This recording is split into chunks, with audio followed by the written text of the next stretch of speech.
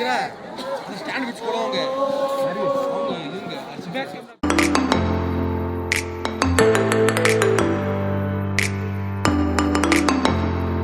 Hello guys, আজ হলো আমাদের দার্জিলিংয়ের ডে 2। আর ডে 1 তো খুব ভালো কেটেছে। আর ডে 2 শুরু হয়ে গেছে ভোর 4টে থেকে। 4টের সময় উঠেছি, এখন 4:30 বাজছে। এখন বেরিয়ে যেতে হবে টাইগার হিলে যাওয়ার জন্য। টাইগার হিল থেকে তোমার ওই সূর্যোদয় দেখার জন্য। যদিও মনে হয় না আমরা কাঞ্চনজঙ্ঘাও দেখতে পাবো, সূর্যোদয়ও দেখতে পাবো, কারণ এখানে তো বৃষ্টি হচ্ছে। কালকেই বললাম ওয়েদার খুব খারাপ আর প্রচণ্ড ঠান্ডা, প্রচণ্ড কুয়াশা পড়ে রয়েছে। তো দেখা যাক কিছু দেখতে পাই কি পাই না, তবুও যাই। একবার যখন এসেইছি গিয়ে দেখে আসি, যদি পাই তো ভালো, আর যদি না পাই তো কপাল। এমনিও কপাল খুব ভালো, তো নাও পেতে পারি।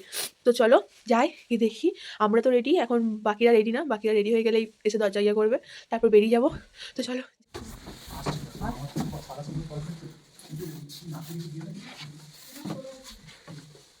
সবাই রেডি, প্লেস শুধু রেডি নেই।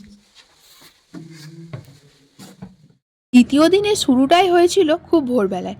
ঘুম ভাঙতেই আমরা তাড়াতাড়ি রেডি হয়ে যাই, কারণ আজকের প্ল্যান ছিল দার্জিলিংয়ের সবচেয়ে সুন্দর মুহূর্তটা দেখার, টাইগার হিলের সূর্যোদয়।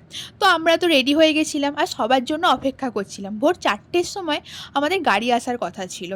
আর এরপর ধীরে ধীরে সবাই এসে পৌঁছায়, আর আমরাও বেরিয়ে পড়ি টাইগার হিলের উদ্দেশ্যে। হোটেলের বাইরে পা দিতে সে কি ঠান্ডা, কাঁপিয়ে দেওয়ার মতো ঠান্ডা, চারপাশ খুবই অন্ধকার। আমাদের হোটেল থেকে গাড়িটা যেখানে এসে দাঁড়ায় সেখানে কিছুটা হেঁটে যেতে হয়। তো আমরা সেই অন্ধকারের মধ্যে হেঁটে এগিয়ে গেলাম, এবং যথারীতি ঠিক সময় আমাদের গাড়িও সেখানে এসে পৌঁছে যায়। আর আমরা ফাইনালি বেরিয়ে পড়ি টাইগার হিলের উদ্দেশ্যে। পাহাড়ের সেই অন্ধকার রাস্তায় গাড়ি যতটা এগিয়ে যাচ্ছিল, চারপাশ ছিল ততটাই অন্ধকার। আমরা কিছু বুঝতেই পারছিলাম না, কোথায় যাচ্ছি কোথায় না যাচ্ছি কিছু বুঝতে পারছিলাম না। বেশ কিছুক্ষণ পর গাড়ি আমাদের একটা জায়গায় নামিয়ে দেয়, আর ড্রাইভার বলে এখান থেকে আর একটু হাঁটলেই আমরা পৌঁছে যাব টাইগার হিলের ওখানে। তারপর আমরা সবাই আবার সেই ঠান্ডা অন্ধকারের মধ্যে হাঁটাহাঁটি শুরু করে দিই। যেখানে আমাদের গাড়িটা নামিয়ে দিয়েছিল চারপাশে প্রচুর গাড়ি দাঁড়িয়ে ছিল সেখানে। আমরা তো দেখেই অবাক যে এত লোকের ভিড়, এত গাড়ি। তারপর শুরু হলো আমাদের আসল চ্যালেঞ্জ, সেই খাড়া পাহাড়ি রাস্তা দিয়ে হাঁটা। ঠান্ডা, অন্ধকার আর খারাপ পথ সব মিলিয়ে বেশ কষ্ট হচ্ছিল। মাঝে মাঝে একটু থামছিলাম আর রেস্ট নিচ্ছিলাম। এই করতে করতে ফাইনালি আমরা পৌঁছে গেলাম টাইগার হিলে। ওখানে গিয়ে তো আমি পুরো অবাক হয়ে গেছিলাম।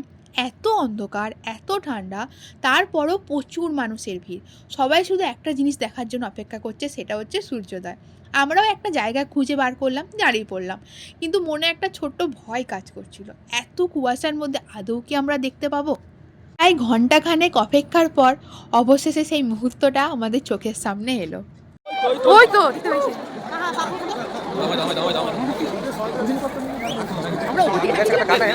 이라 이라 이라 여기 랑 걸려 이러면 걸려 걸어온 게 이라 스탠드 위치 걸어온 게 이런 게 집에 갔다 이거 내가 갔다 돼 마마 니 왜 이렇게 야 아이 좀 스피드 보다 간다 이런 애는 왜 가는 데 있어 가는 데 가는 데 바로 얘는 스탠드 걸어 있네 আরেকটু ছোট করে দিলে আমরা লে আমরা না ফটো না ए हम क्लियर मत ले দোষা দোষা না এ তাইলে জরা আকু আমরা কলেজ শুনে हम इससे कोड़ा সূর্য ধীরে ধীরে উঠতে শুরু করলো, আর সেই দৃশ্য সত্যি মুখে বলে বোঝানো সম্ভব নয়। খুবই সুন্দর, খুবই সুন্দর, অনেক সুন্দর। এত সুন্দর কিছু আমি কোনোদিন আগে দেখিনি কো। মনে হচ্ছিল যেন পুরো মুহূর্তটা ওখানেই থেমে যাক আর আমি হাঁ করে দেখতে থাকি। পাশাপাশি অনেকে বলছিল যে কখনো কখনো সূর্যটা নাকি দুটো পাহাড়ের মাঝখান দিয়ে ওঠে, কাঞ্চনজঙ্ঘাটা পুরো স্পষ্ট দেখা যায়। হয়তো সেদিনকে আমি এইসব কিছুই দেখতে পাইনি, কিন্তু যেটা দেখেছি সেটাই আমার জন্য যথেষ্ট ছিল। আমার খুব ভালো লেগেছে। নেক্সট টাইম আমি দার্জিলিং গেলে আবার যাব টাইগার হিলে সূর্যোদয় দেখার জন্য। এটা বেশি ভালো লাগে না এটা থেকে?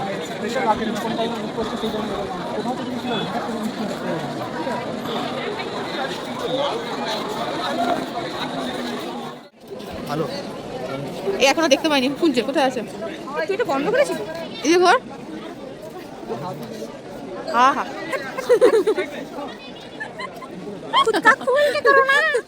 সূর্যোদয়ের সেই সুন্দর মুহূর্তটা কাটার পর আস্তে আস্তে ভিড়টা ওখানে কমতে শুরু করলো। তারপরে আমরাও নিচে নামার জন্য বেরিয়ে পড়লাম, আর চোখে পড়লো টাইগার হিল জুড়ে অনেক ছোট ছোট দোকান। আর অবাক করার মধ্যে বিষয় হলো এখানে জিনিসপত্রের দাম অনেক কম, ম্যাল রোডের থেকে অনেক কম। তাই আমরাও ঘুরে ঘুরে দেখতে থাকলাম আর কিছু শপিং করে নিলাম। তারপর আমরা ধীরে ধীরে নিচে নেমে এলাম গাড়ির কাছে। এরপর আমাদের নিয়ে যাওয়া হলো সেঞ্চাল নামের একটা জায়গায়। ওখানে পৌঁছে তো মনটা একদম ফ্রেশ ফ্রেশ হয়ে গেল।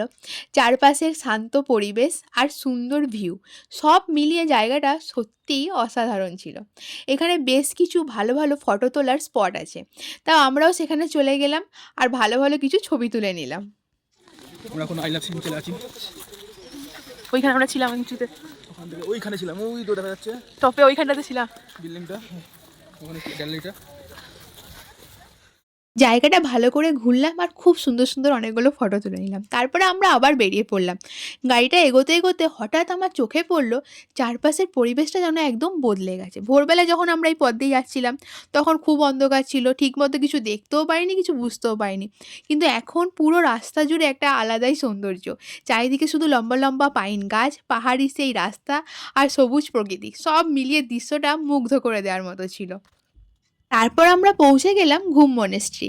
ঘুম মনেস্ট্রি দার্জিলিংয়ের সবচেয়ে পুরনো বৌদ্ধ মঠগুলির মধ্যে একটি। এখানকার পরিবেশ খুবই শান্ত আর খুবই সুন্দর।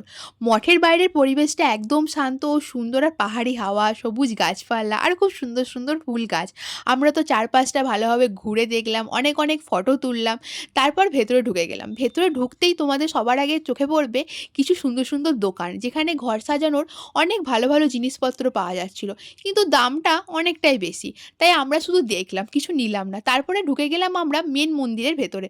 সেখানে রাখা ছিল একটা বড় বৌদ্ধ প্রতিমা। আমি তো দেখে অবাক, কি সুন্দর লাগছিল। আর তার চারপাশে রাখা আছে অনেক প্রসাদ, যেগুলো প্রসাদই মনে হয়, আমি তো প্রসাদই ভাবলাম, কারণ বড় বড় লুচির মতো প্রসাদ। কি জিনিসটা কি ঠিক বুঝতে পারলাম না, কিন্তু তার একটা খুব সুন্দর গন্ধও ছাড়ছিল। আর আমরা সেখানটা ভালোভাবে ঘুরলাম, ঘুরে দেখার পর আবার নেক্সট বেরিয়ে গেলাম বাতাসিয়া লুপের উদ্দেশ্যে। বাতাসিয়া লুপে পৌঁছেই সবার প্রথম আমরা চলে গেলাম টিকিট কাটতে। এখানে টিকিট হলো পার পার্সন 50 টাকা করে। ভেতরে ঢুকতেই চোখে পড়লো এই জায়গাটাও সত্যিই অসাধারণ। বাতাসিয়া লুপ হলো দার্জিলিংয়ের বিখ্যাত পাহাড়ি রেলওয়ে লুপ, যেখানে ট্রেন বাঁক খায় আর চারপাশের পাহাড়ি দৃশ্যগুলোকে ঘিরে চলে। গার্ডেন, ছোট ছোট সেতু এবং পাহাড়ি ভিউ সব মিলিয়ে ফটো তোলার জন্য তো একদম পারফেক্ট জায়গা ছিল এটা। আর ঢুকতেই চোখে পড়লো একটা বড় মূর্তি, যা গুর্খা সৈন্যদের সম্মানে তৈরি। সব কিছু মিলিয়ে এই জায়গাটাও বেশ সুন্দর ছিল।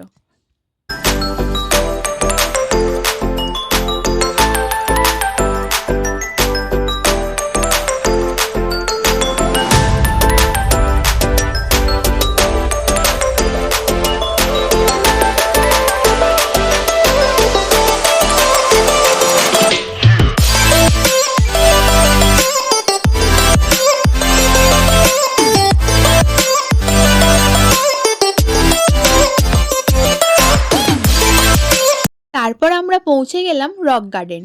যেই মুহূর্তে আমি ওখানে ঢুকলাম সেই মুহূর্তে মনটা আমার আনন্দেই ভরে গেল। সামনে ছিল ঝর্ণা।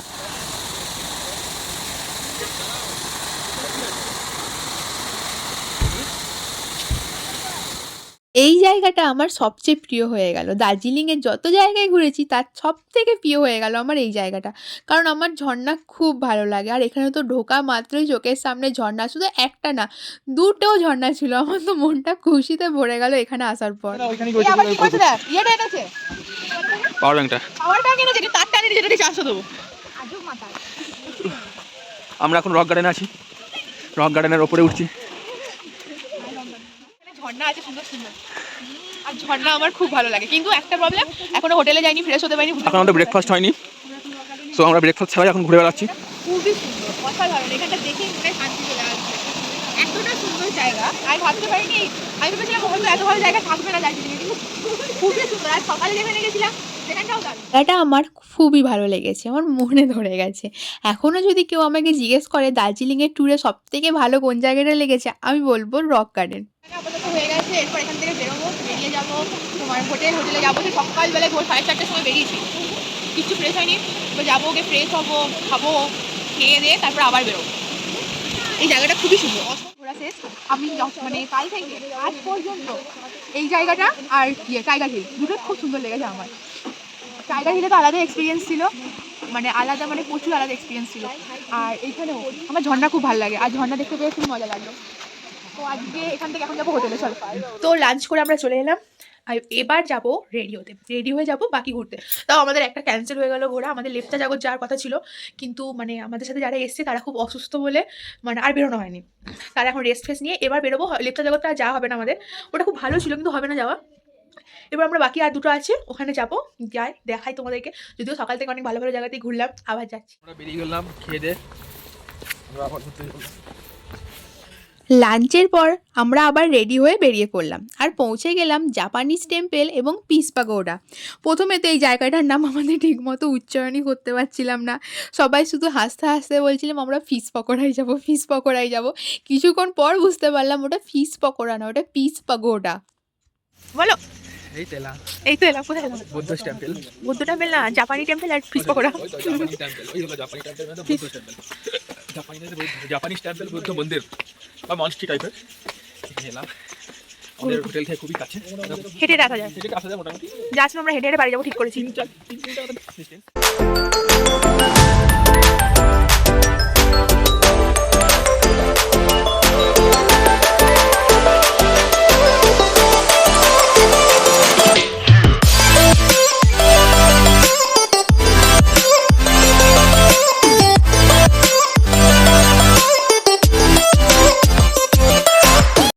জাপানিজ টেম্পল ঘুরে আমরা এগিয়ে গেলাম পিস প্যাগোডার দিকে।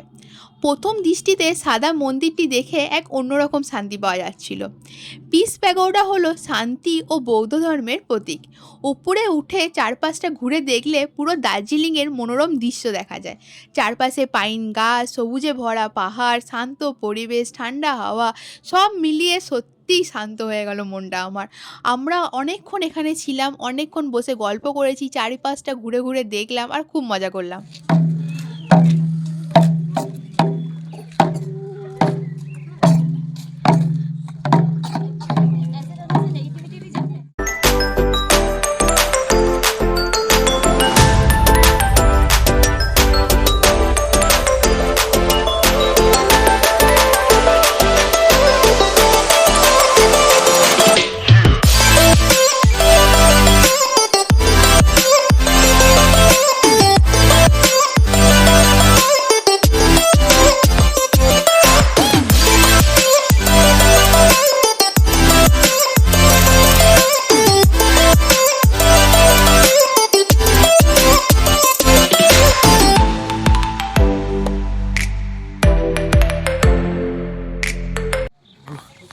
বাইরে থেকে চারপাশটা অসাধারণ সুন্দর লাগছে, খুবই সুন্দর। আর এই জায়গাটা খুব সুন্দর, কিন্তু খুব কুয়াশা, কিছুই দেখা যাচ্ছে না। পিস প্যাগোডা থেকে বেরিয়ে আমরা সোজা চলে গেছিলাম ম্যাল রোড, কিন্তু ওখানকার কোনো রকম কোনো ভিডিও আমি নিতে পারিনি। তারপরে চলে এসেছিলাম আমরা হোটেল, আর নিয়ে এসেছিলাম কিছু ছোটো ছোটো খাবার। আর সেই খাবারগুলো আসার সাথে সাথেই কুণাল শুরু করে দিল ওর ফুড রিভিউ দেওয়া। ওর ফুড রিভিউ শুনে হাসবো না কাঁদবো আমরা কিছু ঠিক করে উঠতে পারছিলাম না।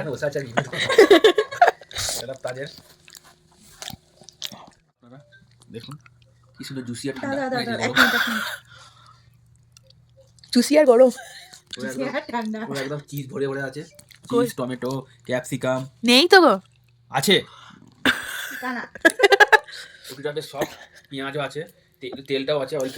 রুটিটা বেশ সফট, আমরা দেখে বুঝতেই পারছি রুটিটা। দেখুন রুটি বাটে ওটা এই চলে আসছে 50 টাকা রুটি।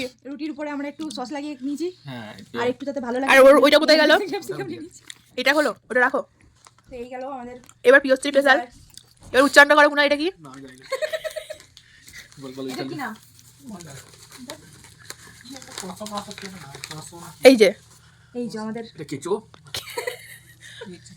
কেঁচো এটা খুব জুসি দেখে মনে হচ্ছে, প্যাকেজিংটা দেখে মনে হচ্ছে তাই, খুব নরম সফট, পুরো তুলতুলে। হয়ে গেছে দাদা, আর কিছু? ওটা আরে খাক না, দাঁড়া না একটু খাক। কেসা বউ হ্যাঁ রে। দেখুন কি সুন্দর একবার ছেড়ে গেল, পুরো একদম এত সফট। ঠান্ডা হয়ে গেছে, খেতে হলো অনেক রিভিউ ভালো খেতে, 5 এর মধ্যে 4 দেবো আমি। তাহলে ভালো খেতে তাহলে আমাদের 4 জনের 4টে নিয়ে এলে ভালো হতো রে। আমরা এখানে এখন গেম খেলছিলাম, গেম খেলতে খেলতে আমাদের সাথে কাণ্ড হয়ে গেছে। কিন্তু কি যেন হঠাৎ করে আওয়াজ হচ্ছে,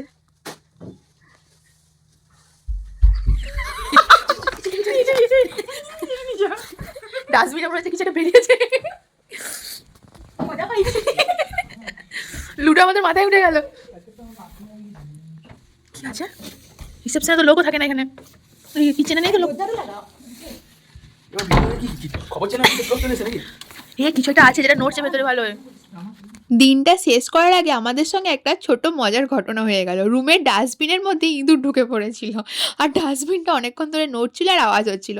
সেটাকেই দাদা আর কুণাল বাইরে নিয়ে আসলো এবং তাড়ালো। তারপরে আমরা ডিনার সেরে নিলাম। এইভাবেই আমাদের ডে 2টা শেষ হলো। আর নেক্সট ভিডিওতে আছে আরও মজার মুহূর্ত এবং অ্যাডভেঞ্চার। নেক্সট ভিডিওটা দেখতে ভুলো না কিন্তু। আর তোমাদের যদি এই ভিডিওটা ভালো লেগে থাকে তাহলে প্লিজ লাইক অ্যান্ড কমেন্ট করে দিও। থ্যাংক ইউ সো মাচ আমার ভিডিওটা দেখার জন্য। Thank you.